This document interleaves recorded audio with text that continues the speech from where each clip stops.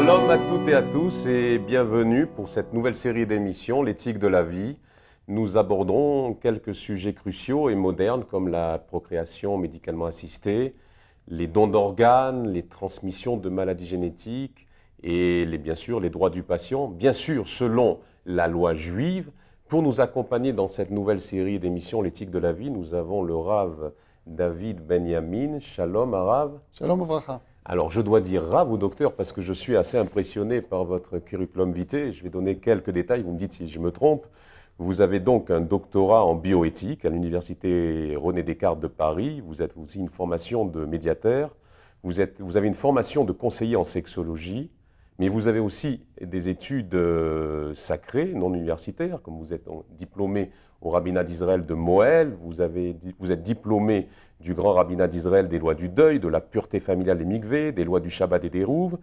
Et bien sûr, aujourd'hui, vous travaillez en Israël, vous êtes directeur du département francophone de l'Institut Pouar à Jérusalem, et vous êtes enseignant en bioéthique au Collège Jorot de Jérusalem. Petite question, qu'est-ce que la bioéthique ? La bioéthique, c'est une réflexion philosophique, aussi juridique, et puis aussi de halakha, par rapport aux nouveautés médicales qui se développent de jour en jour. Et donc, il y a toute une réflexion à faire et il y a des réponses à donner qui sont plus des côtés éthiques. C'est l'éthique de la biologie. D'accord. L'éthique, bien sûr, dès qu'on parle d'éthique, c'est la loi juive. Pas obligatoirement la loi juive. Nous, en tant que juifs, on a donc une éthique juive, mais il existe aussi une éthique universelle. Et je me doute qu'il existe aussi une éthique musulmane, etc. etc. Donc, alors, je dis Rav ou docteur ? Vous pouvez m'appeler Binyamin, ça ira aussi. D'accord. D'accord, Rav. Alors, première émission, on va parler de la procréation médicalement assistée. Peut-être question, pourquoi intervenir dans la volonté de Dieu ? Y a-t-il une obligation de procréer, d'avoir des enfants ? Alors d'abord, vous savez très bien que dans le judaïsme, et c'est même pas dans le judaïsme, c'est la première parole qui a été donnée à l'homme par Akadosh Baruch Hu, c'est procréer, ayez des enfants, multipliez-vous et peuplez le monde. C'était la première mitzvah qui a été donnée à Adam Arishon, à Adam, juste après la création. À l'homme mais pas à la femme. Alors, disons qu'il est vrai que selon le judaïsme, l'obligation incombe l'homme, mais bien sûr qu'un homme sans une femme, on ne peut pas réaliser la mitzvah, donc d'une certaine manière, la femme est associée à l'homme dans la réalisation de cette mitzvah. Et donc c'est une mitzvah fondamentale qui revient après le déluge aussi à Noé, qui revient après dans plusieurs passages du judaïsme. Et donc c'est une question fondamentale. Ça revient aussi après dans les livres des prophètes où il est écrit que Akadosh Baruch Hu, Dieu n'a pas créé le monde pour que le monde soit désert, mais que pour qu'on peuple le monde. Donc d'une certaine manière, dans le judaïsme, avoir des enfants, c'est quelque chose de fondamental. Et puis aussi, c'est quelque chose de fondamental, pas simplement au niveau de la loi, mais c'est aussi au niveau personnel. Les gens veulent avoir des enfants, ressentent qu'ils se réalisent à travers leurs enfants dans ce monde. Et puis, et lorsque malheureusement un couple a des difficultés, est affronté à des difficultés pour avoir des enfants, c'est souvent une souffrance très difficile et personnelle et une souffrance de couple. Il y a plusieurs générations, ils avaient une solution. Quand une famille avait plusieurs enfants, ils en donnaient un, ils en prêtaient un à un oncle, à une tante, etc. Pourquoi aujourd'hui changer, vouloir à tout prix intervenir ? Alors bon, c'est vrai que cette coutume, elle existait peut-être en Afrique du Nord, peut-être aussi dans... mais aujourd'hui, c'est quelque chose d'impensable, personne ne ferait une chose pareille. Donc, je ne sais pas si la loi le permettrait, mais c'est quelque chose d'impensable. Aujourd'hui, personne ne donnerait un enfant à quelqu'un d'autre. Mais vous posez là une question qui est une question philosophique de base, qui n'est pas simplement en rapport avec le fait d'avoir des enfants, avec tout problème médical. Est-ce que nous, d'après le judaïsme, on croit, puisqu'on croit à Akadosh Baruch Hu qui gère le monde, on croit que donc si une personne est malade ou a un problème, c'est pas simplement le fruit du hasard, c'est un désir de Hachem, de Dieu. Et donc on pourrait toujours se poser la question, qui nous donne le droit de nous ingérer dans les décisions divines. Mais le judaïsme ne voit pas les choses de cette manière. On a tout à fait le droit et même l'obligation de s'ingérer, de fructifier, de de développer des nouvelles technologies, que ce soit dans la médecine ou autre, et de développer le monde. Akadosh Baruch Hu, quand il écrit dans la Torah, il a mis Adam dans le Gan Eden, il a écrit qu'il a placé dans le Gan Eden les Ovda ou les Shomra, pour le travailler et pour le garder. Pas simplement uniquement pour le garder, aussi pour le travailler, pour le développer. Akadosh Baruch Hu nous a donné un monde qui est, je dirais, un monde pas imparfait, non fini, que nous, aux hommes, on doit être associés à Hachem, associés à Dieu, pour parfaire le monde et pour le développer. Il y a une différence avec les autres religions, puisqu'ils interdisent plus ou moins la procréation assistée. Ah oui, par exemple, alors, il est clair que dans la religion catholique, la fécondation in vitro est interdite, et aussi d'autres techniques dont on parlera plus tard, qui sont considérées comme interdites, alors que dans le judaïsme, au contraire, les gens se sont donc penchés, tournés vers les rabbins pour leur demander leur autorisation.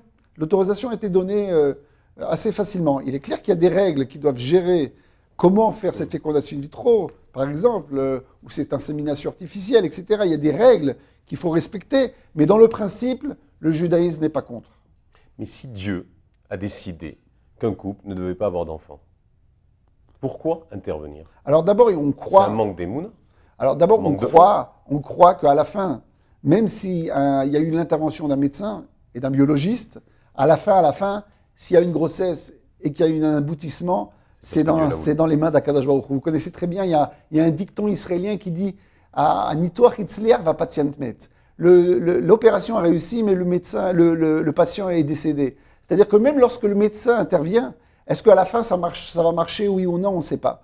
Dans les fécondations in vitro, aujourd'hui, les taux de réussite sont de 30 à 40%, pas plus que ça. C'est-à-dire que c'est un miracle. Et puis, il y a énormément de fausses couches pendant les grossesses. Donc, arriver à l'aboutissement d'une fécondation in vitro avec un bébé à la maison en bonne santé, ce n'est pas quelque chose qui est simple. Et je pense que chacun voit les choses comme il veut, mais moi, je vois l'intervention divine, justement, dans chaque instant. Mais il y a un couple, une fois, qui avait été voir le Rav Mordechai Eliyahu Zichrono Livracha, l'ancien grand rabbin d'Israël. Oui. Et le mari refusait de faire des fécondations in vitro. Et la femme était vraiment très affligée par cela. Alors le Rav lui a dit « Mais pourquoi tu ne fais pas des traitements? C'est autorisé. Va voir l'Institut Poua, ils t'expliqueront comment il faut faire. » Il a dit « Non, moi si Avraham Avinu et Sarah Imenu, donc Abraham et Sarah ont eu des enfants après 90 ans.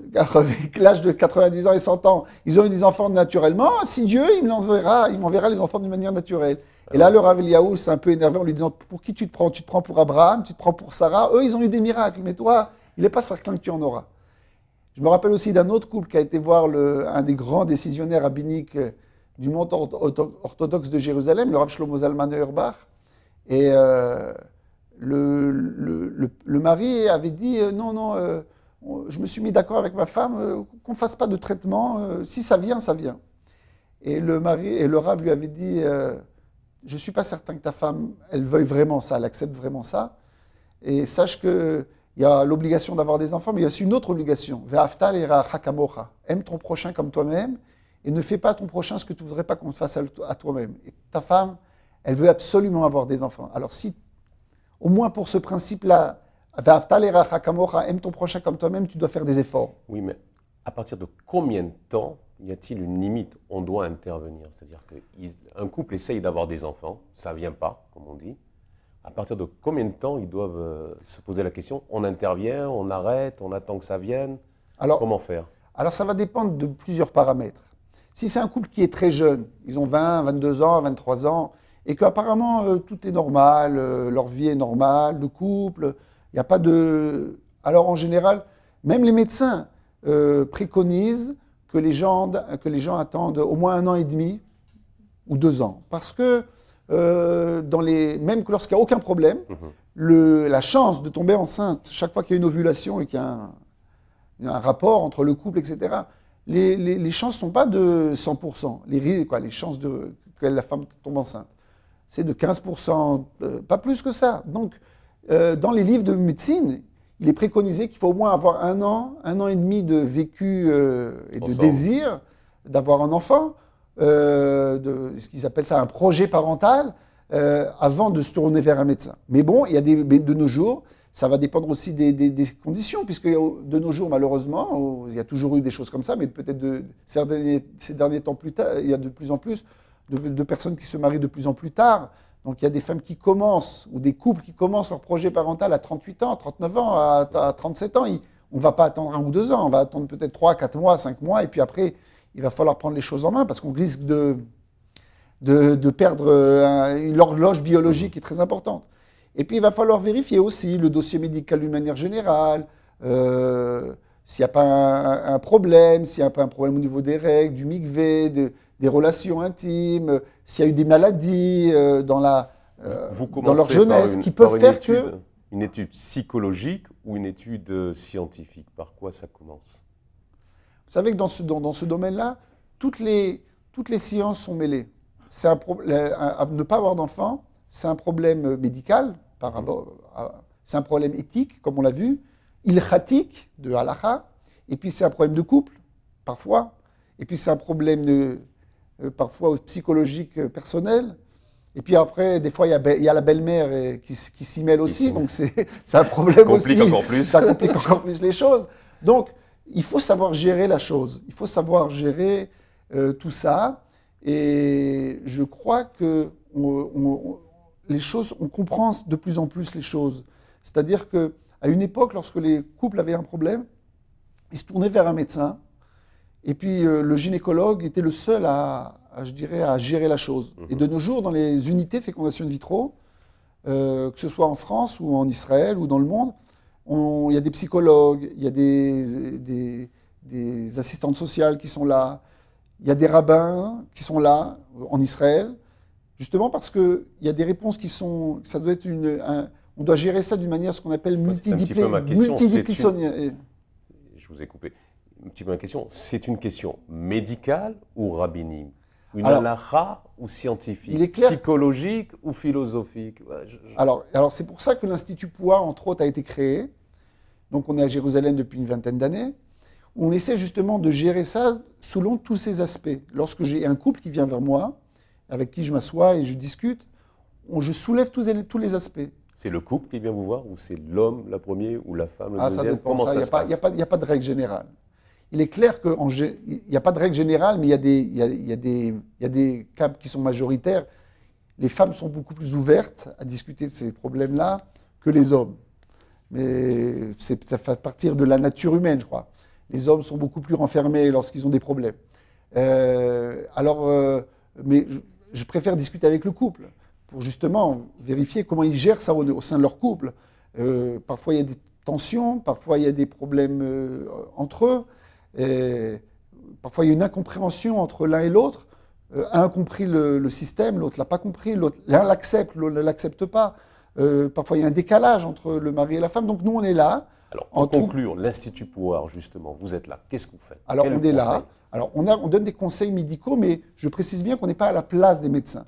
On fait simplement une information, on donne une information. Parfois, les couples ont été voir un médecin, ils ont un genre de blackout, ils n'ont rien compris, parce qu'ils étaient tellement angoissés. Et lorsqu'ils sortent de là-bas, en fin de compte, ils ne savent pas ce qu'ils doivent faire. Donc, ils viennent vers moi en me disant, le médecin nous a dit qu'il faut faire ça, mais qu'est-ce que c'est que ce truc-là? Où est-ce que je vais? Qui est-ce qui va m'expliquer? Qu'est-ce que c'est exactement que ces piqûres? Qui est-ce qui va me les faire? Le médecin, souvent, il est très pris, il n'a pas le temps de rentrer dans tous ces détails. Et donc, moi, c'est mon rôle d'informer le couple, de leur donner les détails, les méthodes, parfois les brancher avec un autre couple qui sont passés par là, et il va y avoir un dialogue qui va les aider. Et puis après, il y a toutes les questions de halakha qui vont être posées. Comment est-ce qu'on émet du sperme pour faire une fécondation in vitro? Est-ce que ça a une implication sur les lois de pureté familiale, de Nida? Le statut de l'enfant après? S'il y a une Brit Mila le Shabbat, est-ce que ça a une influence? La fécondation in vitro, oui ou non? Maintenant, on ne peut pas rentrer dans tous les détails parce qu'il faudrait 1 an d'émission pour ça. Oui, on peut. Mais il y a toute une série de questions à gérer. Puis après, il y a des cas qui sont très compliqués. les choses deviennent plus compliquées au point de vue médical. Il y a des questions qui se posent, des mères porteuses, des dons d'ovocytes, des dons de sperme, etc. Et ça, les gens posent des questions et il va falloir leur donner des réponses. Oui, la sélection d'embryons, les mères porteuses, est-ce qu'il Voilà. est possible est-ce que c'est accepté les mères porteuses? Alors encore une fois, là, c'est une très grande question qui a été posée déjà à une grande partie des rabbinim en Israël. Alors il faut savoir que un des principes, un des systèmes dans le judaïsme, c'est qu'on n'a pas une canonisation, on n'a pas un pape qui décide pour tout le monde. On a des décisionnaires rabbiniques qui décident entre eux, qui décident chacun par sa position. Après, ils les publient. Il y a d'autres qui les critiquent ou qui sont d'accord, qui émettent des avis différents. Et donc, une des choses aussi qu'il va falloir gérer avec le couple, c'est comment gérer ça par rapport à leur rave, à leur rabbin, au groupe auquel ils appartiennent. Il y a des différences entre les Ashkénazes et les Séfarades, entre les Chassidim et les Mitnagdim, entre les juifs sionistes religieux. Il y a des approches différentes par rapport à ces problèmes-là. Donc on n'a pas le temps, malheureusement, dans le temps de l'émission, d'aborder tous les points. On a bien compris que vous accompagnez donc les couples qui ne peuvent pas avoir d'enfants. C'est possible selon la loi juive, c'est possible psychologiquement et scientifiquement selon la loi juive de les accompagner. Donc, et après, on va essayer d'adapter les réponses à leurs besoins ilchatiques, à leurs besoins médicaux, à leurs besoins psychologiques. On va essayer de tout faire pour arriver après à 9 mois, si Dieu veut, à un beau bébé en bonne santé. Eh ben, c'est tout le mal qu'on vous souhaite, de les aider. Et si des couples ont des besoins, donc ils prennent contact avec le Rav Benjamin David à l'Institut Pouhar de Jérusalem. On se retrouve pour une prochaine émission la semaine prochaine. Avec plaisir. Au revoir et merci de nous avoir suivis. À très bientôt sur une prochaine émission de l'éthique de la vie.